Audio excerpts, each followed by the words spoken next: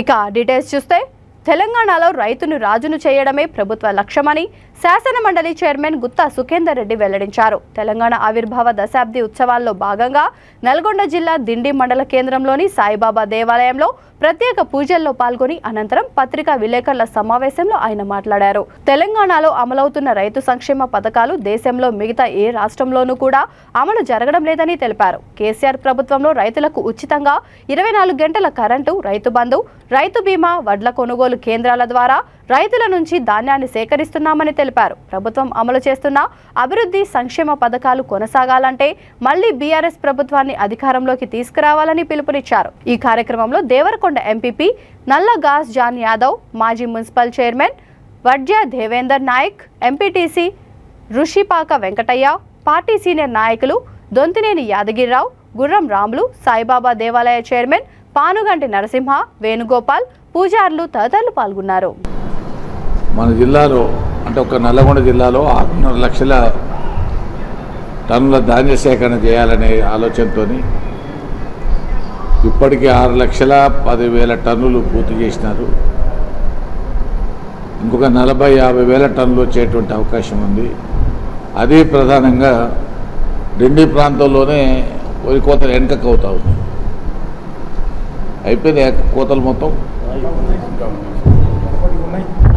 అయితే మాకు అధికారులు చెప్పిన ప్రకారం 40,000 టన్నులు ఒక ఈ డిండి ప్రాంతం నుంచే వస్తాయని, అంటే దేవరకొండ ప్రాంతం నుంచే వస్తాయని మిల్లర్లకు ఇచ్చినటువంటి టార్గెట్ పూర్తయింది. మొదలు 100% ఇచ్చారు, తర్వాత 150% పెంచినారు. ఆ 150 టార్గెట్ పూర్తయింది. ఇప్పుడు 200% చేయమని మిల్లర్లను కోరినాము. కాబట్టి ఈ 40,000 టన్నులు 50,000 టన్నులు ఏవైతే ఇంకా అక్కడక్కడ ఉన్నటువంటి అన్నీ ప్రభుత్వం సేకరణ చేస్తుంది, అది పూర్తి చేస్తుంది. ఎందుకంటే యాసంగి పంటకు వచ్చే వరకు కేంద్ర ప్రభుత్వం మన ధాన్యాన్ని తీసుకోవట్లేదు, మన బియ్యాన్ని తీసుకోవట్లేదు. ఎందుకంటే జనరల్గా యాసంగి పంట మనం బాయిల్డ్ రైస్ తయారు చేస్తాం, నూక రాకుండా ఉన్నారని. కానీ గత సంవత్సరం నుంచి కేంద్ర ప్రభుత్వం కానీ ఎఫ్సిఐ కానీ యాసంగిలో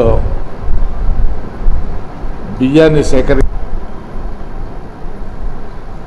అంటే విద్యుత్ మీద సబ్సిడీ కావచ్చు, ధాన్యం కొనుగోలు కావచ్చు, రైతు బంధు కావచ్చు. ఈ నల్గొండ జిల్లాలో 4,80,000 మంది రైతులకు ఈ రైతు బంధు మొదలుపెట్టినప్పటి నుంచి ఇప్పటి వరకు 5,000 కోట్ల రూపాయలు ఒక నల్గొండ జిల్లాలో ఇచ్చింది. రాష్ట్రంలో 65,000 కోట్లు రైతు బంధు పేరు మీద ఇచ్చింది. రైతు బీమా ద్వారా కూడా నల్గొండ జిల్లాలో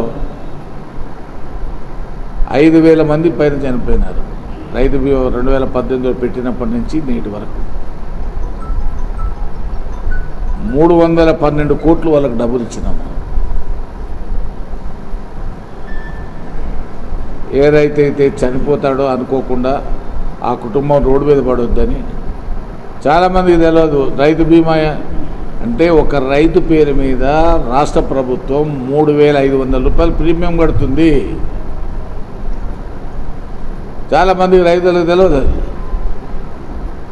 దశరథ్ అంటే 60 సంవత్సరాల లోపు ఉండి 18 సంవత్సరాల నుంచి 60 సంవత్సరాల లోపు ఉన్నటువంటి ప్రతి రైతు మీద దాదాపు 33 లక్షల మంది రైతులు మన దగ్గర వాళ్ళ ఆ ఏజ్ గ్రూప్లో వచ్చి పేరు నమోదు కాబడి ఉన్నటువంటి వాళ్ళందరి పేరు మీద కూడా మొదలు ఇది పెట్టినప్పుడు 2,200 రూపాయలు ఉండేది ప్రీమియం ఎల్ఐసికి కట్టి.